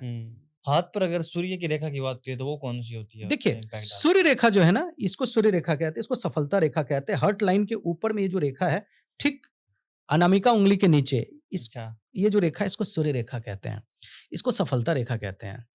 आमतौर पे सफल तो सभी हो सकते हैं। देखिए, दो तरीका के इंसान हैं, एक जो मेहनत करके सफल होते हैं और एक सफलता जिसको गॉड गिफ्ट मिलता है। गिफ्टेड। ठीक है, जिनके हथेली में सूर्य रेखा नहीं है, सफल तो वो भी होंगे पर उनको मेहनत करना पड़ेगा। जिनके हथेली में सूर्य रेखा है, यानी ईश्वर ने ये साइन दे के भेजा है कि आपका जन्म सफल होने के लिए हुआ है। हथेली में सूर्य रेखा है और अभी भी आप सफल नहीं है, तो फिर ये दुर्भाग्य वाली बात है। इसको सफलता रेखा कहते हैं, प्रसिद्धि रेखा कहते हैं। यशस्वी लोगों के हाथ में होता है, सरकारी सुख मिलता है, पॉलिटिकल क्षेत्र में करियर बनाना चाहते हैं, सरकारी नौकरी के क्षेत्र में जाना चाहते हैं, तो फिर आपके हथेली में अगर सूर्य रेखा है तो आप समझ ले आप ही हैं उस चीज के लिए उपयुक्त व्यक्ति। अच्छा, सूर्य रेखा के संदर्भ में एक और बात कहेंगे कि सूर्य रेखा का अगर हृदय पर्वत तक है तो ये 30 साल की आयु होती है, यानी 30 साल तक आप कामयाब हो जाएंगे। हृदय रेखा को काट के अगर ये मस्तिष्क रेखा तक आ जाए तो फिर आप बिलो 30 यानी 25 साल तक कामयाब हो जाएंगे। और अगर ये सभी हृदय रेखा और मस्तिष्क रेखा को काट के जीवन रेखा तक आ जाए तो फिर क्या ही कहना है, 100 व्यक्ति में से किसी एक के हाथ में ये रेखा होता है। यानी ऐसा इंडिविजुअल जहां रहता है वहां पे ही अपने सक्सेस का जो है वो पताका लहरा देता है। इतना सक्सेस, इतना भाग्यशाली होता है। हम ऐसे लोगों के हाथ में देखे हैं जिनका सूर्य रेखा जीवन रेखा से निकला है। या तो वो बहुत उच्च पद पे सरकारी नौकरी में बैठे हैं, या तो फिर व्यापार में बहुत बड़ा व्यापार कर रहे हैं, या फिर जो भी काम कर रहे हैं वहां पे टॉप पोजीशन पे बैठे हैं। इसलिए सफलता के लिए हथेली में सूर्य रेखा का होना परम आवश्यक है। सर एक चीज है, जैसे हम ये हाथ देखते हैं, महिलाओं का ये हाथ देखते हैं, तो क्या पुरुषों का ये हाथ नहीं देखना चाहिए? बिल्कुल नहीं, देखिए आमतौर पे इस बहुत अच्छा सवाल आपने किया। आमतौर पे पुरुषों का दाहिना हाथ देखा जाता है और महिलाओं का बायां हाथ। Right hand for gents, left hand for ladies. पर जो वर्किंग है, अब हम महिलाओं का लेफ्ट हैंड देख रहे हैं, पर जो वर्किंग लेडी है उसका राइट हैंड भी देखिए। अब आपने क्या कहा कि हम पुरुषों का दाहिना हाथ देख रहे हैं, क्या बायां हाथ नहीं देख सकते हैं? हाथ उसी का देखिए जिस हाथ से लोग काम करता है। जैसे कोई लेफ्टी है, सारा काम बायां हाथ से कर रहा है, बायां हाथ से खा रहा है, बायां हाथ से लिख रहा है, तो आप वैसे पुरुषों का क्या देखेंगे? बायां हाथ ही देखेंगे, लेफ्ट हैंड, क्योंकि ये कर्म है। हथेली की रेखा बनती बिगड़ती है, इसको कर्म रेखा कहते हैं। तो जो हाथ से आप कर्म कर रहे हैं, जिस हाथ से लिख रहे हैं, जिस हाथ से खा रहे हैं, जिस हाथ से सारा काम कर रहे हैं, तो यहां पर ये कॉन्सेप्ट को ध्यान रखिए। अब पुरुष है, आप उसका दाहिना हाथ देखने लग गए, आप पहले पूछे कि आप लेफ्टी हैं या राइटी हैं, वो बोलेगा कि सर हम तो लेफ्टी हैं, तो फिर उसका सारा बाएं हाथ से देखिए। समझ में आ गया कॉन्सेप्ट यहाँ पे? तो एक और इंटरेस्टिंग फैक्ट है वास्तु का। वास्तु के अंदर ईशान कोण क्या है? देखिए एक बात हम आपको बता देते हैं, पूरा वास्तु का कैप्टन कौन है? ईशान कोण। उसको नॉर्थ ईस्ट कहते हैं। आप घर में 5 भाई बहन है, ठीक है, ध्यान से सुने। आप घर में 5 भाई बहन है और 5 जॉबलेस हैं, सिर्फ आपके पिता कमाते हैं, तो 5 को भरण पोषण कर सकते हैं ना? ठीक है, अब इसको रेसिप्रोकल कर दीजिए। 5 आप लोग कमा रहे हैं और पिता अगर हॉस्पिटल में बीमार है तो 5 डिस्टर्ब हो जाइएगा। सब अपना अपना काम छोड़ दिए, पिताजी को देखने जा रहे हैं, पिताजी की सेवा में लगे हैं, सबका काम डिस्टर्ब है ना। तो आपके घर में जो योगदान आपके पिता का है, वास्तु में वही योगदान ईशान कोण का है। वो कैप्टन है, कैप्टन। अच्छा, ठीक है ना। यानी ईशान कोण कौन है? आपके घर का नॉर्थ ईस्ट, जो कि निवास स्थान है नारायण का। इसलिए कहा जाता है कि पूरे घर के वास्तु को भूल जाइए। सबसे पहले इंटर, हम लोग कहीं भी वास्तु विजिट करने जाते हैं तो सबसे पहले क्या देखते हैं? नॉर्थ ईस्ट देखते हैं। कैप्टन ठीक है, तब तो टाइटैनिक डूब क्यों गया था? कैप्टन की एक गलती के कारण। कैप्टन का ठीक होना जरूरी है। कैप्टन स्ट्रांग है, मैच हम हार रहे हैं, कैप्टन बोलता है कि हम जीत गए, जीत गए। कैप्टन ही अगर स्लो है तो फिर अच्छा खिलाड़ी मैच हार जाता है। तो आपके घर का सबसे स्ट्रांग कौन है? ईशान कोण। ईशान कोण भारी नहीं होना चाहिए। ईशान कोण में तो भूल के भी टॉयलेट नहीं होना चाहिए। अच्छा, ईशान कोण में हमने देखा है कि भयंकर बीमारियां हैं, क्योंकि आप जरा टेक्निकली समझिए कि ईशान कोण क्या है? जहां पे देवी देवता का निवास स्थान है, भगवान नारायण वहां विराजते हैं, वहां पे लोग नहा रहे हैं, टॉयलेट कर रहे हैं। आप सोचिए कितना बड़ा गुनाह है। उस घर में भयंकर बीमारियां होती है, अकाल मृत्यु होता है, और उस घर का मुखिया परेशान रहता ही रहता है। इसीलिए हर पॉडकास्ट में हम कहते हैं कि आप अपने घर का वास्तु में कुछ नहीं देखिए, सिर्फ ईशान कोण देखिए। आपके घर का ईशान कोण ठीक है, पूरा वास्तु ठीक है, और सब कुछ ठीक है। अगर ईशान कोण गड़बड़ है तो पूरा वास्तु सत्यानाश है। ईशान कोण में क्या होना चाहिए? पूजा स्थान होना चाहिए, भारी नहीं होना चाहिए, वो साफ सुथरा होना चाहिए। किसी भी हाल में अगर उसमें टॉयलेट है तो उस घर को खाली कर दीजिए। या उस टॉयलेट को, हमने कितना केस में देखा है कि ईशान कोण में टॉयलेट है और पति 10 साल से बेड पे है, उठ ही नहीं पा रहा है, और बड़ा से बड़ा जो टैबलेट भी, डॉक्टर भी उसमें हिम्मत हार गया, और ईशान कोण का टॉयलेट हटा, 1 महीने में वो खड़ा होकर काम करने लग गया, पैरालिसिस तक ठीक हो गया। बड़ी बड़ी जितनी भी बीमारियां हैं, आप सबके घर में, अगर किसी घर में बहुत खराब या कोई बहुत असाध्य रोग है, आप उसको आंख बंद करके बोलिए तो अपना नॉर्थ ईस्ट चेक करने के लिए, आप देखिए उसका नॉर्थ ईस्ट खराब होगा। नॉर्थ ईस्ट में टॉयलेट बना है, नॉर्थ ईस्ट में गंदगी है, नॉर्थ ईस्ट भारी है, इसका मतलब है ना कि पूरे घर का कैप्टन कौन है? ईशान कोण, नॉर्थ ईस्ट। तो आप अपने घर को ठीक करने के लिए, क्योंकि घर संसार है, उसको ठीक करने के लिए आप ईशान कोण जरूर देखिए। वास्तु की बात कर ही रहे हैं तो सर मैं जानना चाहूंगा आपसे कि वो कौन सी डायरेक्शन है जिसकी तरफ हम सर करके सोए तो हमें बेनिफिट हो सकते हैं? देखिए, सोना, एक इंसान सारा दिन काम करता है, रात को सुकून का नींद चाहता है, अब सोने का 2 डायरेक्शन है। सबसे पहला बात, आपका जो सर है वो पूर्व की तरफ रहे, या तो आपका जो सर है वो दक्षिण की तरफ रहे। बस यही 2 साइड में आपका हेड रहना चाहिए। कहाँ कहाँ? ईस्ट में और साउथ में। अब इसका साइंटिफिक रीजन आप पूछिए सर साइंटिफिक रीजन क्या है? अब ईस्ट में अगर पूर्व यानी पूर्व डायरेक्शन में अगर आप सर नहीं रखेंगे तो कहाँ? वेस्ट में रखेंगे।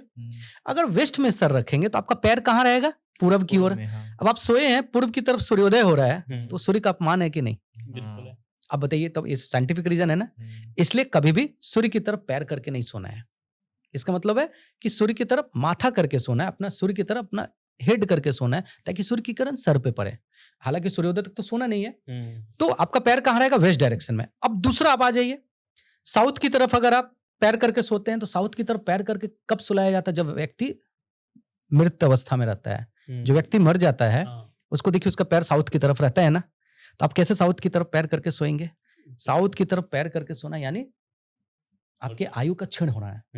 इसलिए आपका पैर कहाँ रहेगा? नॉर्थ की तरफ। यानी आपका पैर या तो नॉर्थ की तरफ रहेगा या तो वेस्ट की तरफ रहेगा। और सर कहाँ रहेगा? या तो ईस्ट की तरफ या तो साउथ की तरफ। अब इसको हम एक्सप्लेन करके समझाएं साइंटिफिक रीजन देके, अब आप समझ सकते हैं ना कि सर कहाँ रहना चाहिए सोते समय। बिल्कुल सर, बिल्कुल। कुछ और इंटरेस्टिंग फैक्ट के बारे में जानते हैं, जैसे जल्दी शादी के लिए क्या उपाय किए जा सकते? देखिए, आजकल का ये सबसे बड़ा समस्या है कि विवाह नहीं हो पा रहा है। सबसे बड़ा टॉपिक है, शादी नहीं हो पा रहा है। फिर भी हम एक उपाय बताते हैं जल्दी शादी के लिए। आपके घर का नॉर्थ ईस्ट, फिर वहीं आते हैं नॉर्थ ईस्ट में जो भगवान नारायण का निवास स्थान है। आप नॉर्थ ईस्ट में एक भगवान विष्णु की फोटो लगा दीजिए।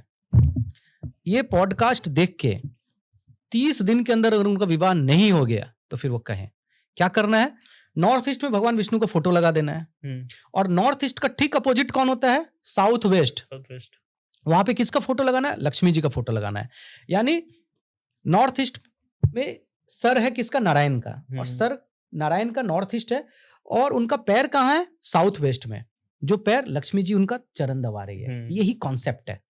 यानी आप अपने घर का नॉर्थ ईस्ट में भगवान नारायण की तस्वीर लगा दें और साउथ वेस्ट में लक्ष्मी जी की तस्वीर लगा दें, और ये बस कर ले। और 1 महीना आप इंतजार करें।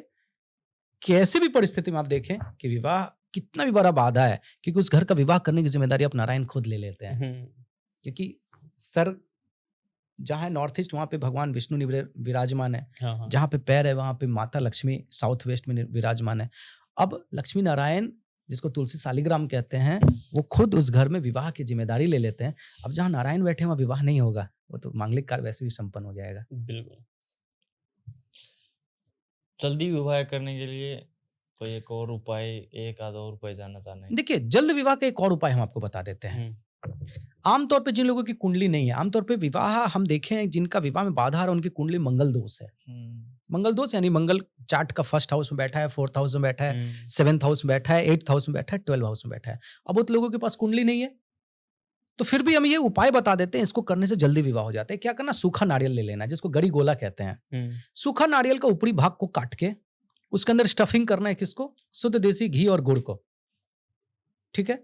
उसको लाल कपड़े में लपेट के उसको मंगलवार के दिन सुबह 11 बजे पीपल पेड़ के पास जमीन के नीचे दबा देना है। अब इसका साइंटिफिक रीजन पूछिए। देखिए, हर चीज में हम साइंटिफिक रीजन हम बता रहे हैं। बिल्कुल। लोग पूछे कि सर लॉजिक इसका क्या है? तो सूखा नारियल क्या है? मंगल का कारक है।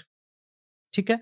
अब वो सूखा नारियल को लेके हम मंगलवार के दिन, जिस दिन मंगल बलि रहता है, सुबह 11 बजे मंगल एक्टिवेट रहता है। अच्छा, ठीक है। और जमीन के नीचे का जो माइनिंग है वो कौन है? मंगल है। मंगल माइंस है। यानी मंगल को लेके सूखा नारियल मंगल है, लाल कपड़ा मंगल है, मंगलवार के दिन सुबह 11 बजे और जमीन के नीचे, यानी मंगल की नेगेटिविटी हमने क्या किया? जमीन के नीचे दबा दिया। 1 महीने में 4 मंगलवार ये उपाय आप कर लीजिए।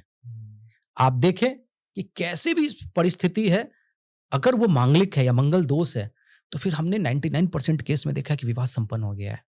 अच्छा, विवाह का एक और उपाय हम बता रहे हैं। ये सब ना, जो भी उपाय हम आप लोगों को बता रहे हैं, लगभग 500,000 लोगों पर एक्सपेरिमेंट किया हुआ है। अच्छा जी, जितना भी उपाय है, इतने लोगों की शादी करा चुके हैं, इतना एक्सपेरिमेंट किया है, और उसका निष्कर्ष जो है हम आप लोगों को बता रहे हैं कि इतने लोग उससे लाभ प्राप्त किए हैं।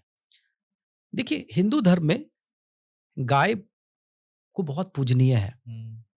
ठीक है, 33 कोटि देवी देवता का निवास स्थान गाय में माना जाता है, गौ माता में।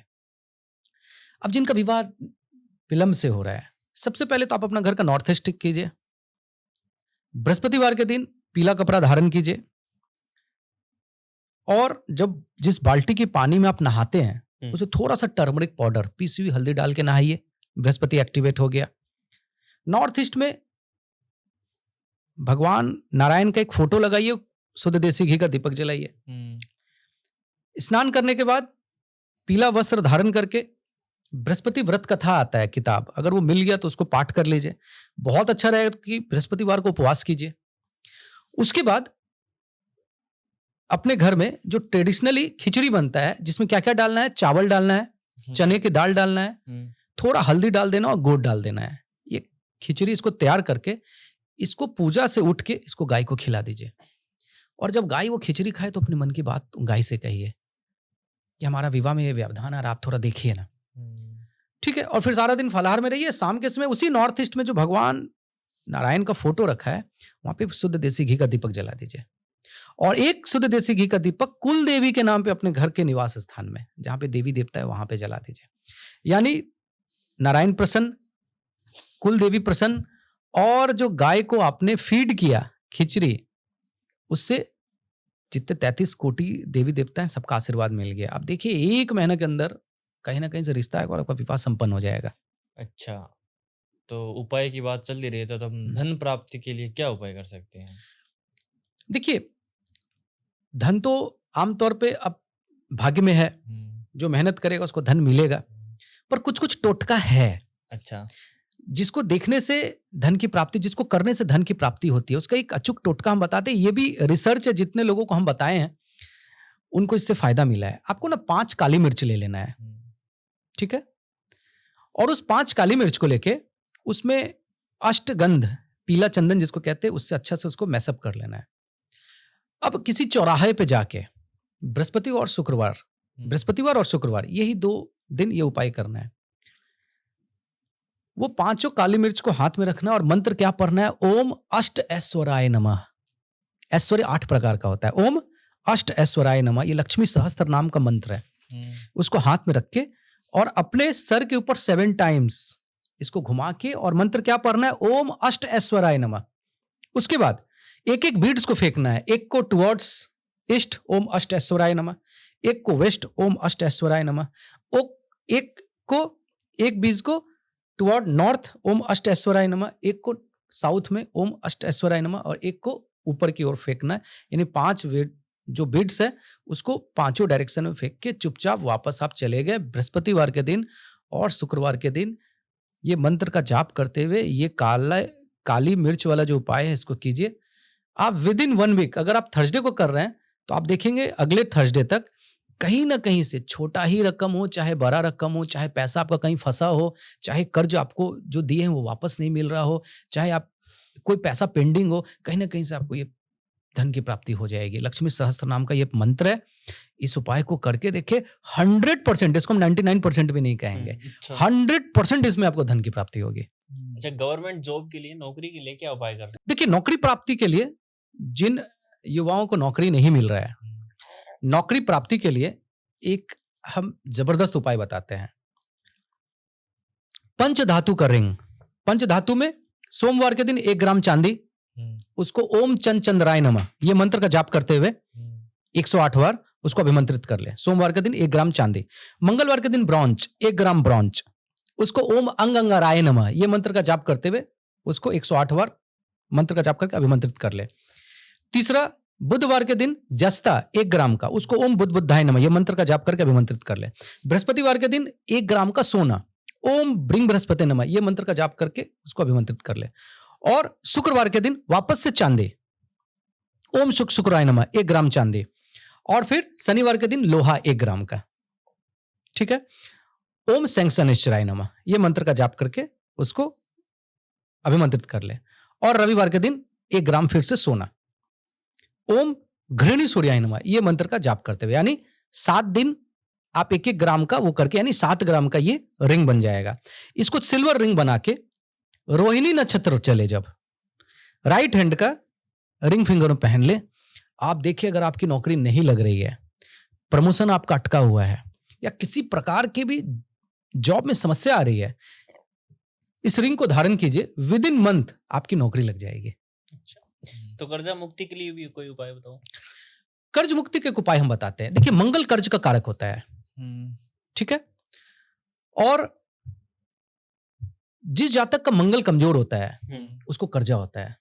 अब ये उपाय मंगल का उपाय है। सूखा नारियल गरी गोला जो है, देखिए वो मंगल को रिप्रेजेंट करता है। आपको एक सूखा नारियल ले लेना है, अब उसके अंदर मंगल की चीजें को स्टफ करके, मंगल की चीजें क्या है, मसूर की दाल, यानी सूखा नारियल लीजिए, उसका ऊपरी भाग को काट लीजिए, अब उसके अंदर मंगल की चीजें, मसूर की दाल 1, देसी खांड 2, तांबे का सिक्का 3, लाल पुष्प 4 और लाल सिंदूर 5, ये सब स्टफ करके लाल जो कपड़े में लपेट के उसको मंगलवार के दिन सुबह 11 बजे पीपल पेड़ के पास जमीन के नीचे दबा दीजिए, उसको मिट्टी की खुदाई करके, और उसके बाद जमीन के ऊपर में एक लाल कपड़ा बिछाइए, वहां पे एक शुद्ध देसी घी का दीपक जला दीजिए, लड्डू भोग लगा दीजिए मंगलवार को हनुमान जी के नाम पे, और थोड़ा मसूर की दाल रख दीजिए, और 108 बार ओम पित्त पित्राय नमः, 108 बार ओम पित्राय नमः और 108 बार ओम नमो भगवते वासुदेवाय नमः, ये मंत्र का जाप कर लीजिए। और उसके बाद आप ये एक मंगलवार बस उपाय करना है। आप देखिए कि विद इन मंथ कैसा भी कर्ज उससे आपको मुक्ति मिल जाएगी। तो संतान के लिए, पुत्र प्राप्ति के लिए उपाय कौन से होंगे? देखिए, चाहे वो कन्या संतति हो, चाहे वो पुत्र संतति हो, तो गॉड गिफ्टेड है, पर एक बहुत प्राचीन उपाय हम आपको बताते हैं। अच्छा, ये उपाय बहुत बहन परेशान थी, लगभग 50 लोगों पर हम ये उपाय किए हैं, 50 पर पॉजिटिव है। अच्छा, क्या उपाय करना है, देख लीजिए। महीने में 2 पक्ष होता है, एक शुक्ल पक्ष, एक कृष्ण पक्ष। शुक्ल पक्ष कौन है, टुवर्ड्स पूर्णिमा की तरफ जो 15 दिन जा रहा है वो शुक्ल पक्ष है, और पूर्णिमा के ठीक एक दिन बाद जो टुवर्ड्स अमावस्या की तरफ जो 15 दिन जा रहा है वो क्या है, कृष्ण पक्ष है। जो संतान शुक्ल पक्ष में कंसीव है वो बेबी बॉय है। अच्छा, जो संतान कृष्ण पक्ष में कंसीव है बेबी गर्ल है, यानी शुक्ल पक्ष टुवर्ड्स मून की तरफ जो कंसीव हो रहा है, कंसीव की बात, गर्भधारण की बात, जो टुवर्ड्स मून की तरफ, जैसे पूर्णिमा के आसपास जो कंसीव है, जो गर्भधारण हुआ है, आप देख ले कि वो, आप अल्ट्रासाउंड करा ले 3 महीने के बाद वो बेबी बॉय है। ये सुना है, मैंने भी सुना है, ये काफी कारगर। अच्छा, और कृष्ण पक्ष टुवर्ड्स अमावस्या की तरफ जो कंसीव है वो कौन है, बेबी गर्ल है। दूसरी बात, जो कंसीविंग देर रात को है, रात का 1 बजे 2 बजे, वो बेबी गर्ल है। जो कंसीविंग थोड़ा जल्दी है वो बेबी बॉय, यानी इस दोनों को कंबाइन कर लीजिए, यानी रात्रि का 8 से 10 ये समय हो और शुक्ल पक्ष का समय हो, ये दोनों कॉम्बिनेशन के साथ अगर गर्भधारण होता है तो फिर 99% पोटेंशियल है कि बेबी बॉय है, पुत्र प्राप्ति होगा। अगर जीवन में नौकरी या व्यापार में उन्नति करना चाहे तो क्या उपाय कर सकते हैं? देखिए, एक सक्सेस मंत्र आप लोगों को बताते हैं। अगर आप चाहते हैं कि नौकरी में या व्यापार में तरक्की करना है तो एक सक्सेस मंत्र है, ओम प्रपति मार्ग सुलभाय नमः। ओम प्रपति मार्ग सुलभाय नमः 108 बार सुबह ब्रह्म मुहूर्त के समय, ब्रह्म मुहूर्त में सभी पॉजिटिव एनर्जी ना एक्टिवेट रहती है। ब्रह्म मुहूर्त के समय स्नान करके शुद्ध देसी घी का दीपक जला के ये मंत्र 108 बार आप चांट करिए, और उसके बाद देखिए कि कैसी भी समस्या व्यापार में आ रही है, नौकरी में आ रही है, देखिए कि चुटकी में ये समस्या आपकी कैसे दूर हो जाती है। अच्छा, तो एक बड़ी समस्या है मानसिक तनाव, देखिए, उसके लिए क्या उपाय करते हैं? देखिए, आजकल का जितने भी युवा हैं उसका सबसे बड़ा समस्या है मेंटल रूप से सभी डिप्रेस्ड है, सभी तनाव में, एंजाइटी सबके पास है, डिप्रेशन सबके पास है। एक उपाय हम आपको बताते हैं, इससे मानसिक तनाव दूर हो जाएगा। चांदी का लोटा अगर मिल जाए, उसमें आधा लोटा कच्चा दूध, 1 चम्मच दही, आधा चम्मच शुद्ध देसी घी, आधा चम्मच शहद और गंगा जल, ये पंचामृत हो गया। इसको तैयार करके नंगे पांव, खाली पांव, आप अपने घर के आसपास कोई शिव मंदिर है तो वहां चले जाइए, और वहां जाके इससे भगवान शिव का अभिषेक कीजिए, ओम रुद्राय नमः ये मंत्र का जाप करते हुए। अच्छा, अब अभिषेक करने के बाद मंदिर प्रांगण में शुद्ध जल की व्यवस्था होती है, 1 लोटा शुद्ध जल लिए, फिर से उन पर अभिषेक कर दिया। अब जब आप अभिषेक किए तो आप देखेंगे कि वो पंचामृत जो है वो शिवलिंग को धोता हुआ नीचे गिर रहा है। उसको थोड़ा इकट्ठा करके चम्मच बराबर उसको पान कर लीजिए, पी जाइए, अच्छा। ठीक है। और अपना पहला 3 उंगली, ये index finger, middle finger, ring finger, इसको शिवलिंग पर स्पर्श करके और माथे में ऐसे लगाइए और ओम रुद्राय नमः ये मंत्र का जाप कीजिए। कैसा भी एंग्जाइटी है, टेंशन है, मानसिक तनाव है, चिंता है, वो नहीं दूर हो गया तो फिर कहिएगा। अच्छा। तो सर एक और उपाय हमसे जानना चाहेंगे कि घर में सुख शांति समृद्धि बनी रहे, इसके लिए क्या कर सकते हैं? देखिए एक बात हम आपको बताते हैं, कलयुग में सबसे प्रभावी है सत्यनारायण जी की पूजा। अच्छा। जिन घर में सत्यनारायण जी की पूजा होती है वहां लक्ष्मी स्थिर रूप से बैठ जाती है। आपने सुना है ना, लक्ष्मी चपला है, चंचला है। हाँ, चंचल है। पर जहां पे सत्यनारायण जी की पूजा होती है वहां पे कहा जाता है हमने आपके आगे भी एक दीवार खड़ी कर दी और आपके पीछे भी एक दीवार खड़ी कर दी, यानी लक्ष्मी जी को घेर लिया जाता है और लक्ष्मी जी आपके पास स्थिर होकर बैठ जाती है। जिस घर में मासिक सत्यनारायण जी की पूजा होती है पूर्णिमा के दिन, वहां पे स्थिर लक्ष्मी रहती है। अच्छा। क्योंकि सत्यनारायण जी की पूजा का कॉन्सेप्ट समझिए ना, सत्यनारायण जी की पूजा में क्या होता है, पंचदेवी देवता की पूजा होती है।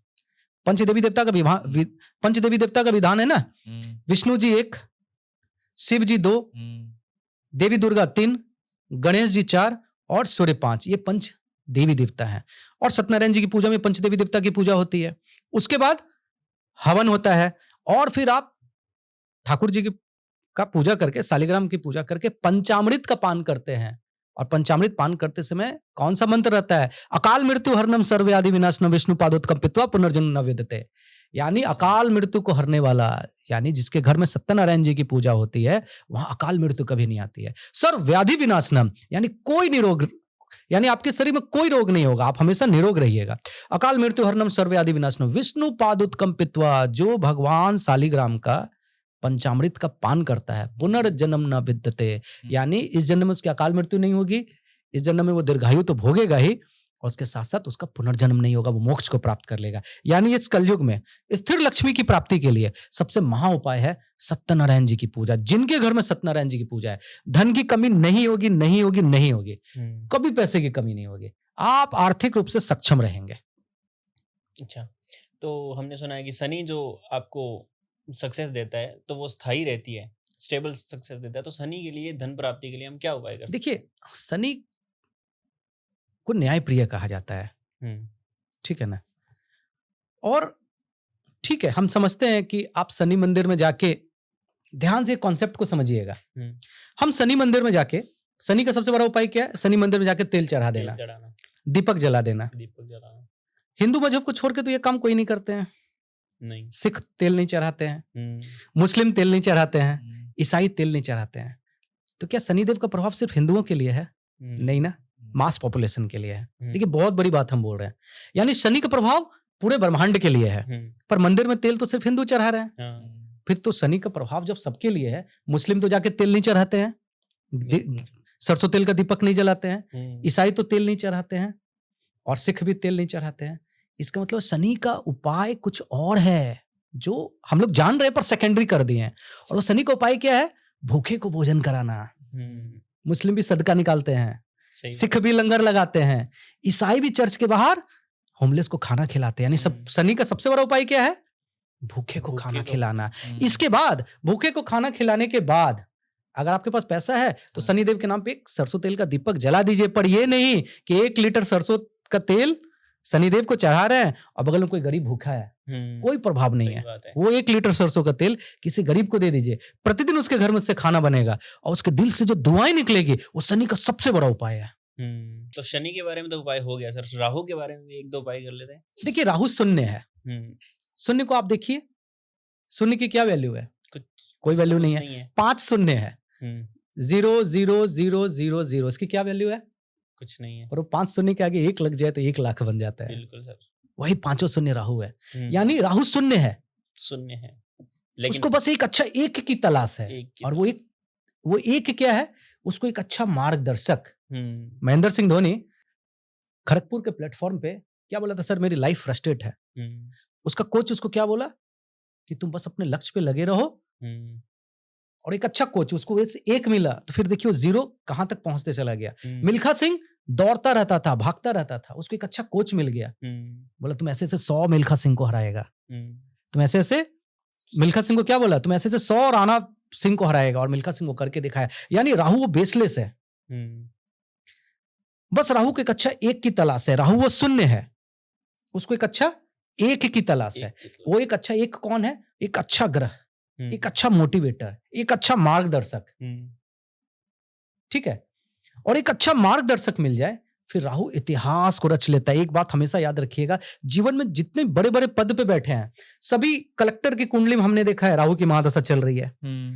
प्रशासनिक सेवा में बैठे उच्च पद पे लोगों की कुंडली में देखा राहु की महादशा चल रही है। तमाम क्रिकेटर जो टॉप लेवल पे बैठे हैं राहु की महादशा चल रही है। बड़े बड़े राजनेता राहु की महादशा चल रही है। बड़े बड़े फुटबॉलर लियोनेल मेसी हुआ, माराडोना हुआ, जो जीवन में टॉप लेवल पे थे राहु की महादशा चली। विराट कोहली जब बहुत टॉप लेवल पे थे उनकी राहु की महादशा चली। महेंद्र सिंह धोनी जब टॉप लेवल पे थे राहु की महादशा चली। जितने भी लोग, हिमेश रेशमिया जो गाने में सिंगर में इतना धमाल मचाया राहु की महादशा चली। आप ये लिखित तौर पे हम कह देते हैं कि जितने भी लोग जो सक्सेस के टॉप लेवल पे बैठे हैं सबकी राहु की महादशा चल रही है। अच्छा, राहु वायुयान है। आपको राजस्थान से दिल्ली आना है, आप बाई कार आए तो 12 घंटा लग जाएगा, अब बाई फ्लाइट आए तो 1 घंटा लगेगा। पर कार अगर एक्सीडेंट हुआ तो बच सकते हैं, पर फ्लाइट अगर एक्सीडेंट हुआ तो नहीं बचेंगे। यानी राहु की लड़ाई आर या पार, डू एंड डाई, डू और डाई की लड़ाई है। तो राहु या तो आर कर देगा या तो पार कर देगा। पर जो मुकाबला राहु करके दिखा देगा, जो रफ्तार राहु की है, यहां से अमेरिका जाना है तो फिर कौन सी कार से जाइएगा आप? 7 समंदर पार। यानी जो राहु कर सकता है बाकी के ग्रह नहीं दे सकते हैं। लक्ष्य दूर का है, बड़ा है, तो फिर आप याद रखिएगा जो राहु दे सकता है वो बाकी ग्रह नहीं दे सकते हैं। जो राहु कर सकता है बाकी के ग्रह नहीं कर सकते हैं। पर राहु शॉर्टकट का कारक है, वो शॉर्टकट से किसी चीज में एंटर करना चाहता है। तो हमने क्या कहा, राहु शून्य है, बस उसको अच्छा एक की तलाश है। एक अच्छा एक मिल जाए फिर राहु शून्य को डिजिट बढ़ाते बढ़ाते वो अरबों खरब तक आपको पहुंचा देगा। सर अगर राशियों की बात करें तो वो 3 कौन सी राशियां होगी जिसे प्यार करना बहुत बेहद आसान होगा? देखिए, राशि में सबसे आसान राशि जिसको आसानी से लोग समझते हैं, आसानी से जिनसे प्यार किया जा सकता है, वो सबसे पहला है कर्क राशि। क्योंकि स्वामी है चंद्रमा, वो भावुकता है उनमें, वो तो सूखे पत्ते के समान है, जहां आंधी चली वहां लुढ़क गए। तो उनको तो वैसे भी एक ऐसा आदमी चाहिए जो मजबूती से थाम के रखे। तो कर्क राशि वाले सबसे भावुक। दूसरा मीन राशि वाले, क्योंकि उसका जॉडिक साइन मछली है, और मछली देखते हैं बहुत भोली प्रजाति है। प्यार के मामले में सबसे आसान, अगर जिनको प्यार करना है या जिनको समझना है वो कर्क राशि है। दूसरा वो मीन राशि वाले हैं, और तीसरा वो धनु राशि वाले। धनु राशि वाले थोड़े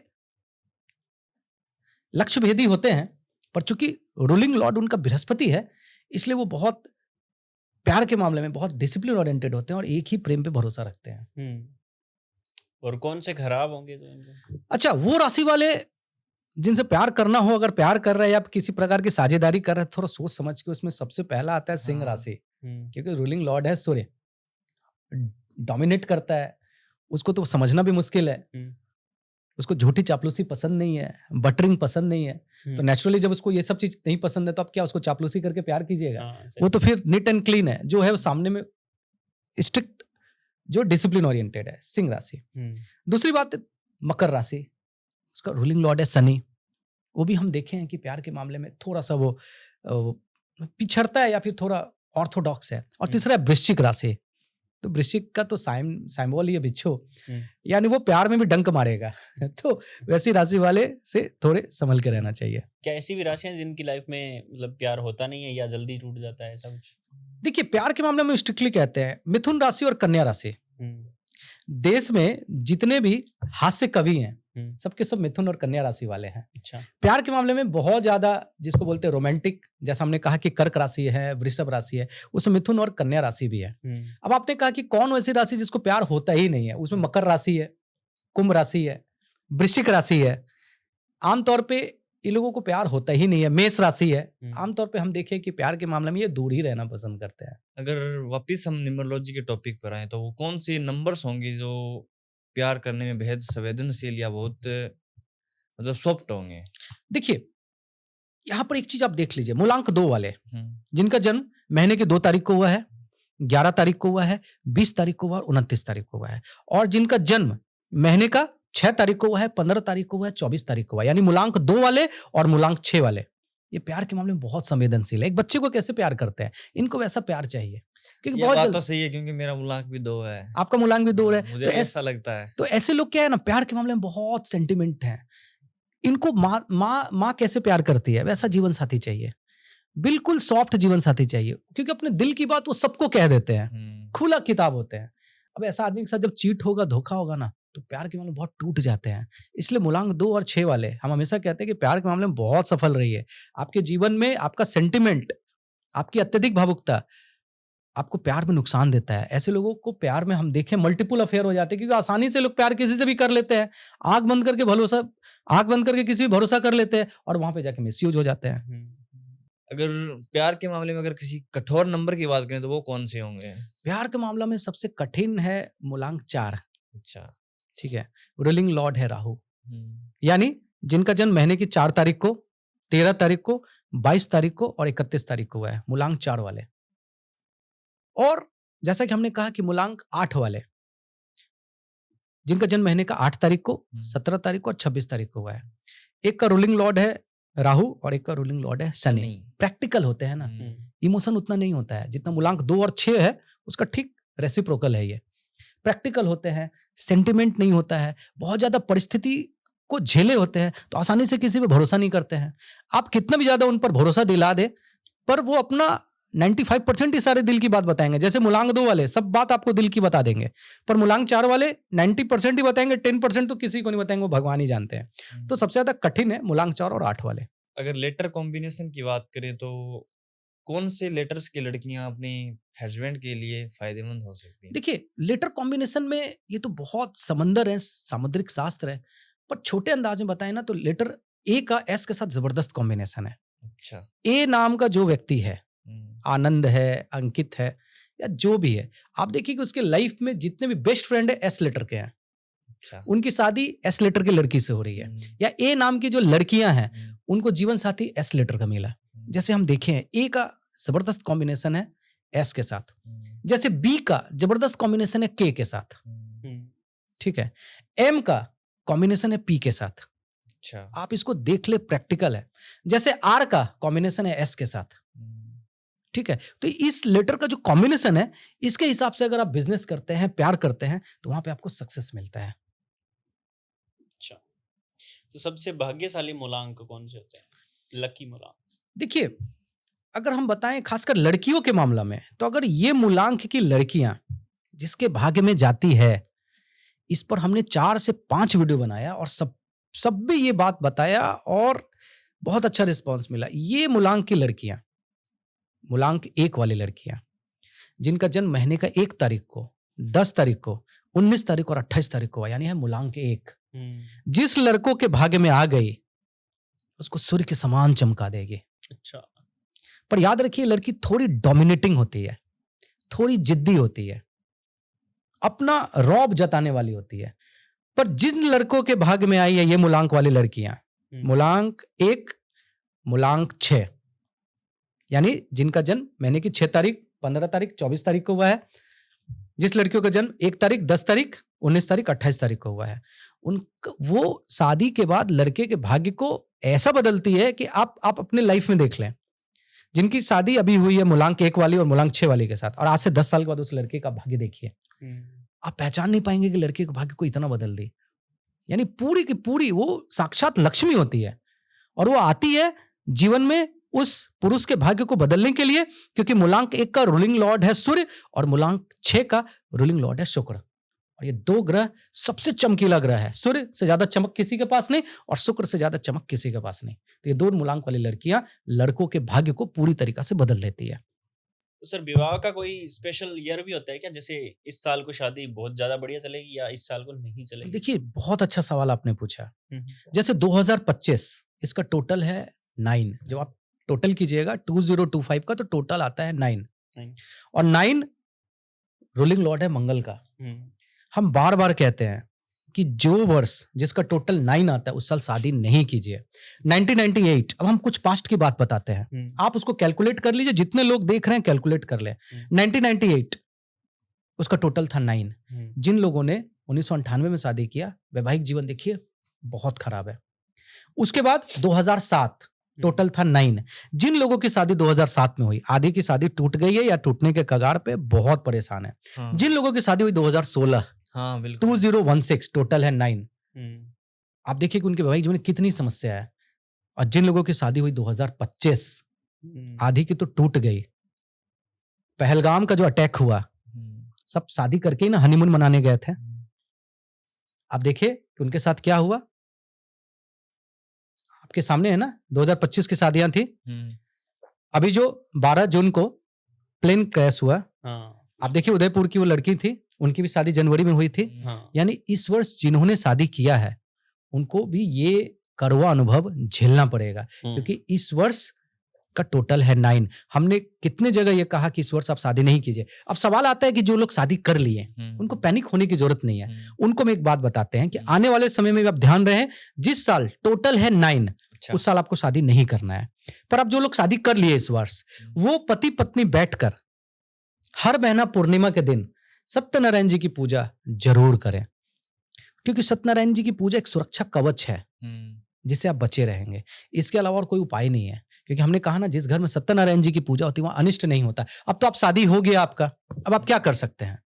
तो फिर पति पत्नी पूर्णिमा के दिन सत्यनारायण जी की पूजा में बैठिए, तो फिर पार लग जाएंगे। और जिन लोगों की शादी होने वाली है सितंबर, अक्टूबर, नवंबर, दिसंबर, वो खबरदार शादी को पोस्टपोन कर ले और जनवरी 2026 कर ले। 26 में कीजिए। तो सर हम एंडिंग की तरफ बढ़ते हैं, लेकिन 2025 क्या जो आने वाला समय है उसके बारे में जान लेते हैं, कैसा होगा, कुछ प्रेडिक्शन हो जाए। देखिए 2025 का मूलांक 9 है। हम्म, हमने आरसीबी के बारे में भी कहा था कि इस बार आरसीबी चैंपियन बनेगा, याद है ना?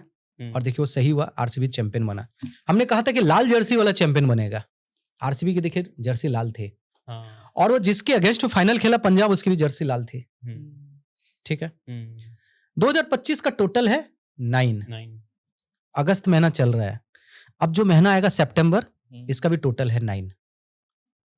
यानी 2025 का टोटल 9 और सितंबर महीना का भी टोटल 9। यानी सितंबर महीना रहिए खबरदार। अब इसमें अच्छा भी हो सकता है, बुरा भी हो सकता है। जितने भी लोग खासकर मूलांक 9 वाले हैं, जिनका जन्म महीने का 9 तारीख, 18 तारीख और 27 तारीख को हुआ है, उनके लिए तो लॉटरी का समय है। अच्छा, आने वाला 4 महीना, खासकर सितंबर महीना उनका प्रमोशन हो जाएगा। और भी कुछ नौकरी नहीं मिल रही है तो नौकरी प्राप्त हो जाएगी, व्यापार में उनका सक्सेस हो जाएंगे, ये सारा चीज होगा। पर अब यहाँ पर कुंडली में मंगल की स्थिति भी देखना अनिवार्य है। अगर मंगल खराब है तो मिस हैपनिंग भी होगा। दूसरी बात है कि मंगल किसको लीड करता है? डिफेंस सिस्टम को। देश के डिफेंस सिस्टम पे बड़ा प्रभाव होगा। मंगल लीड किसको करता है? खिलाड़ी को। सितंबर महीना किसी बड़े खिलाड़ी के लिए कुछ अच्छा खबर या कुछ बुरा खबर आ सकता है। अब इसमें कंफर्मेशन क्यों नहीं है? क्योंकि उस खिलाड़ी की कुंडली तो हमारे पास नहीं है ना। हम क्या कहें? क्योंकि मंगल लीड किसको करता है? खिलाड़ी को। यानी देश के किसी बड़े खिलाड़ी के बारे में कोई बहुत अच्छा चीज भी सुन सकते हैं। अगर कुंडली में राजयोग है तो फिर वो बहुत अच्छा चीज होगा, और अगर खराब है तो फिर खराबी चीजें भी होगी। दूसरी बात कि मंगल लीड करता है पुलिस विभाग को, यानी देश के बहुत बड़े जो पुलिस विभाग के जो कोई डीजीपी है या उस रैंक के कोई व्यक्ति, उसके बारे में कोई अच्छा खबर भी सुन सकते हैं, कोई खराब खबर भी सुन सकते हैं। तो सितंबर महीना, हम फिर कहते हैं 2025 का टोटल 9 है और सितंबर महीना भी 9वां महीना है। तो 9वां महीना सितंबर महीना, सावधान हो जाइए, कुछ बड़ा होने वाला है।